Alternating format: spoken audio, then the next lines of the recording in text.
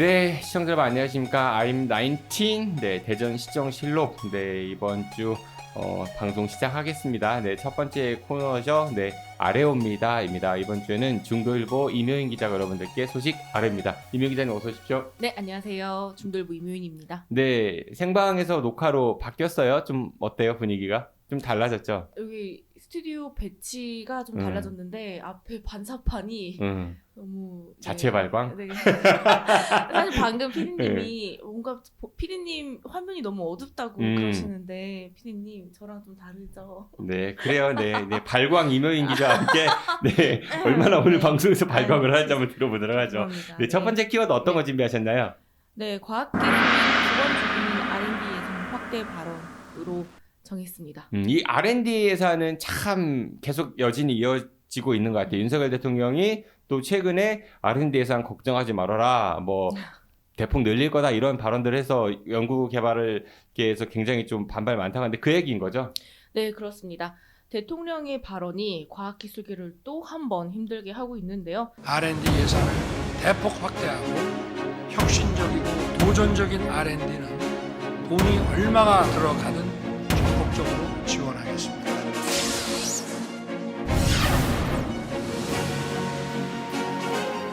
두 가지가 이해가 안 가는데 네. 첫 번째는 과학기술계 너무 요즘 뭐 예산이 없어서 어렵습니다 이런 얘기. 근데 그 본인이 줄인 거 아니에요?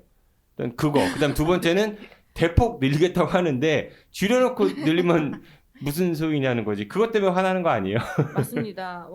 아시다시피 올해 2024년 국가 R&D 예산이 5조 원이 넘게 삭감이 됐습니다. 근데 이런 상황에서 5조 원을 깎았으니까 뭐 최소 5조 원은 늘릴 수 있는 거고요. 앞으로 순차적으로 그럼 본전치기 아니에요? 네, 그렇습니다. 본인이 깎아놓고 본인 임기 중에 대폭 늘리겠다라고 과학기술계가 정말 너무 황당하다. 이건 뭐지? 또 뭐 이런 거. 뭐지?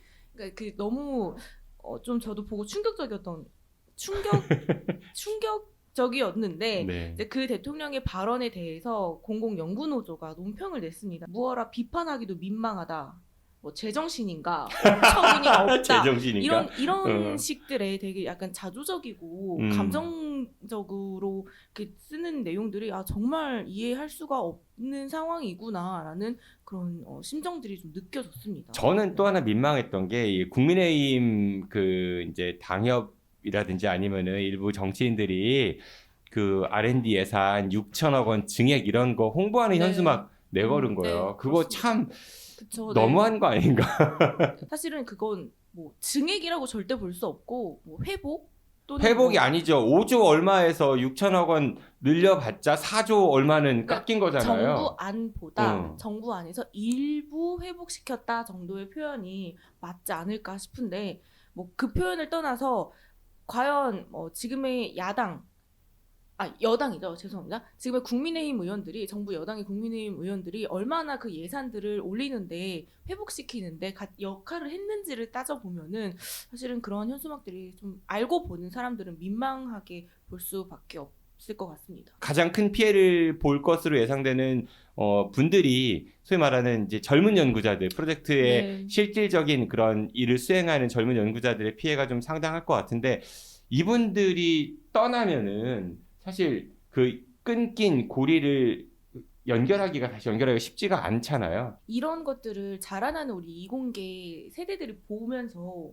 내가 대기업 말고 국가 공공기관 연구실 가거나 대학에서 연구를 하더라도 나도 결국에 저렇게 그냥 하루아침에 저런 카르텔 취급을 받으면서 내가 하던 연구를 지속적으로 할 수 없는 상황에 그냥 어느 날 놓일 수 있겠구나라는 그런 취급을 당했다고 좀 생각을 하는 것 같아요. 그래서 그런 부분들이 이공계의 미래를 너무 어둡게 하는 것 같아서 아쉬웠습니다. 답답합니다. 그럼에도 불구하고 대통령께서는 뭐 연일 뭐 대폭 증액하겠다 뭐 이런 이야기를 하고 있으니까 어디 다른 나라에 계신 거 아닌가 싶은 생각이 들기도 하고요. 알겠습니다. 네, 두 번째 키워드 어떤 건가요? 네, 두 번째 키워드는 대전교도소 달라지는 길로 정했습니다.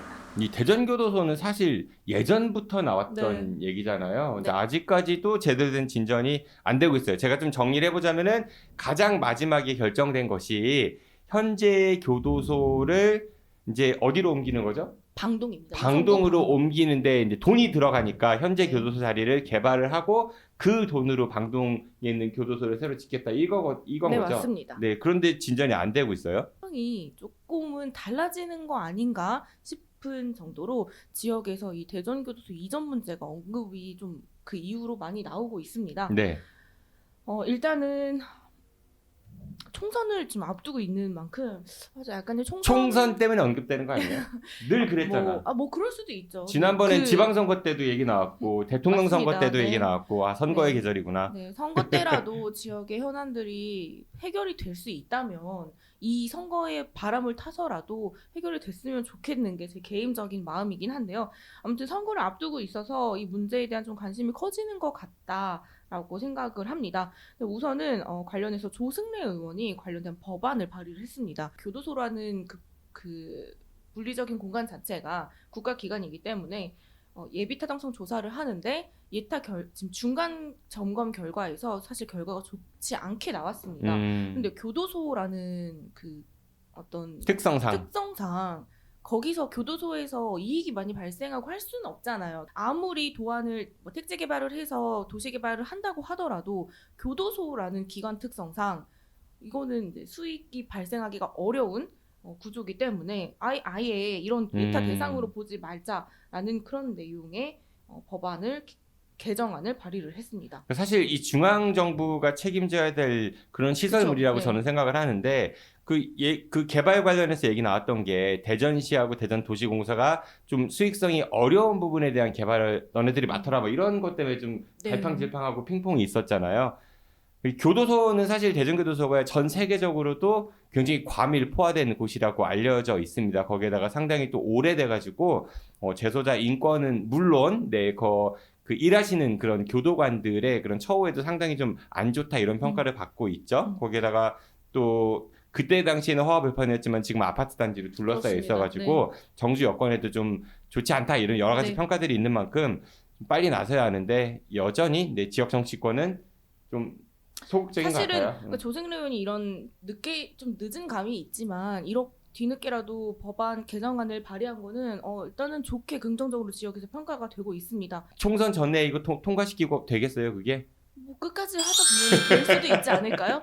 네. 총선용 같다는 네. 생각이 들어요. 네. 일단은 법안을 발의를 했고요. 네. 또 그거 플러스 지금 한동훈 비대위원장이 관련해서도 대전교도소 관련해서 발언을 한 게 있습니다. 이장우 대전시장이 1월 3일 신년 기자회견에서 이제 내가 한동훈 비대위원장이랑 이야기를 좀 했는데 당 차원에서 함께 논의하자라고 긍정적인 시그널이 왔다라고 이장우 시장이 그 이야기를 좀 전달을 했습니다. 지금 뭐 한동훈 비대위원장은 직전 법무부 장관이기도 했고 뭐 실세잖아요. 그래서 한동훈 위원장이 그래요? 실세예요? 그렇지 않나요? 그렇지 않나요? 지금 이제 정권을 받은 상태여서 음. 그런 상황에서 일단은 긍정적이다라고 볼 수 있을 것 같습니다. 그런데 대전시가 이 문제를 빨리 해결해야 한다라고는 하지만 조승래 의원이 발의한 이런 법안에 대해서는 사실 시큰둥하거든요. 대전시가 법안 내용에는 공감하지만 최종 예타 결과가 나오지 않았고 이미 예타 통과나 면제된 방법을 법무부, 기재부와 논의하고 있다라고 얘기를 했습니다. 그러니까 내용은 공감하지만 국민의힘이 아닌 민주당 정치인이 하기 때문에 좀 그건 그렇다 뭐 이렇게 네. 들리는데요. 네, 저도 그렇게 이해를 했습니다. 정치권이 제사보다 제밥에 관심이 네, 있다는 거예요. 맞습니다. 그러니까 결국은 네. 누가 주인공 할 거냐 또 선거철 네. 다가오니까 뭐 지난 정부 때 박범계 우리 네. 지역 출신 국회의원이 법무부 장관이었음에도 불구하고 진도 잘 안 나갔잖아요. 저는 좀 비관적으로 봅니다. 이거는 당분간. 마지막 키워드 부탁드립니다. 네, 다시 30만원 예정형 결혼 양육 정책입니다. 이게 이장우 시장이 얼마 전에 있었던 시정 브리핑에서 신년 브리핑에서 그런 얘기했었죠. 부모 급여를 대전형 부모 급여를 신설해서 뭐 지원을 강화하겠다. 만 2세 부모들에게 여러 언론이 막 보도했어요. 네. 좋게 보도했는데 잘 뜯어보면 꼭 그렇지만은 않더라고요. 일단은 지금 대전시가 한의 대전 프로젝트라고 인구를 늘리는데 굉장히 집중을 하고 있습니다. 결혼하면 우리가 초혼일 때는 초혼일 때는 초혼에 한정을 하더라고요. 500만 원. 차별 아니에요? 초혼에 왜 초혼에 한절해? 차별 아니야? 네, 차별. 재혼해서 아이 낳을 수도 있는 거 아니야? 네, 맞습니다. 네, 지금. 저도 그 생각은 했습니다. 네, 근데 지금은 대전시가 500만 원, 그러니까 최대 500만 여자, 원이죠? 남자의 각각 250만 원. 그러니까 그 만약에 최대.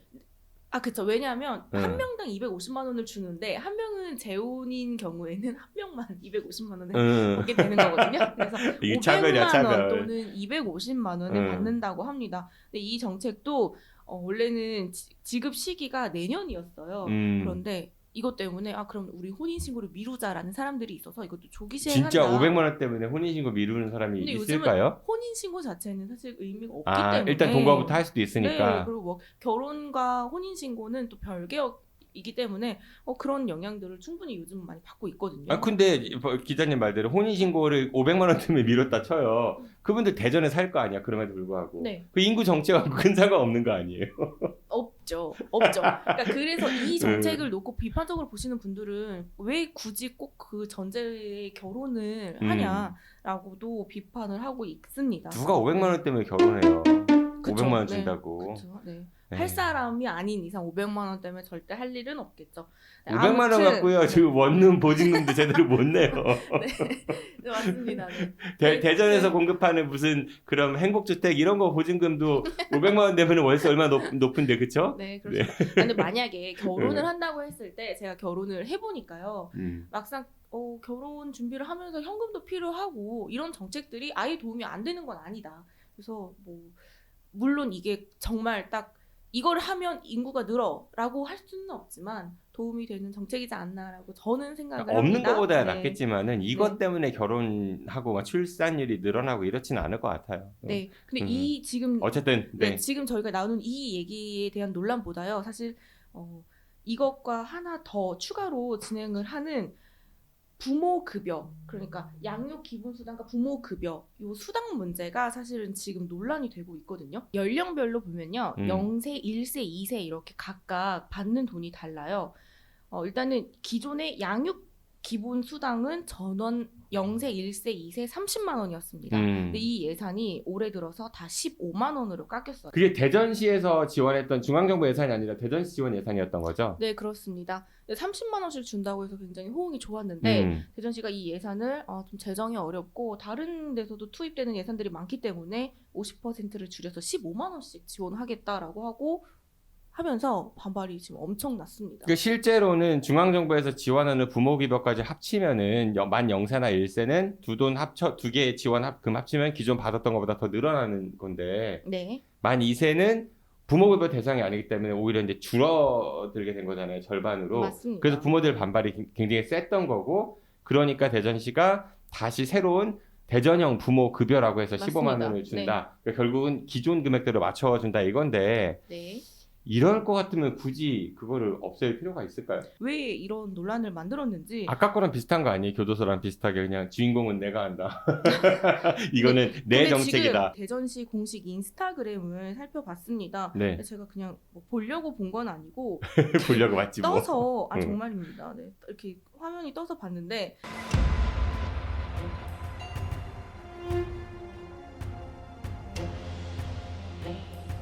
이런 댓글들이 많이 달렸습니다. 여론이 상당히 좀 안 좋습니다. 안 좋고 더군다나 대전시가 지난해 발표했던 대전시정 10대 뉴스에서 1위로 꼽았던 것이 대전이 유일하게 출산율이 증가했다. 네. 그리고 아이 키우기 좋은 도시다. 이거를 스스로 홍보했는데 거기에 찬물을 끼얹는 그런 정책이 아니었나 싶습니다. 네, 오늘 이명희 기자가 여러분들께 아는 소식은요. 네, 과학기술인들 2번 주기는 R&D 예산 그 확대 관련된 그 윤석열 대통령의 발언, 그리고 대전교도소 이전 관련 이야기, 그리고 대전은 결혼 양육 정책 관련해서 왔다 갔다 혼선이 있었던 이야기 전해드렸습니다. 네, 중도일보 이명희 기자였습니다. 고맙습니다. 고맙습니다.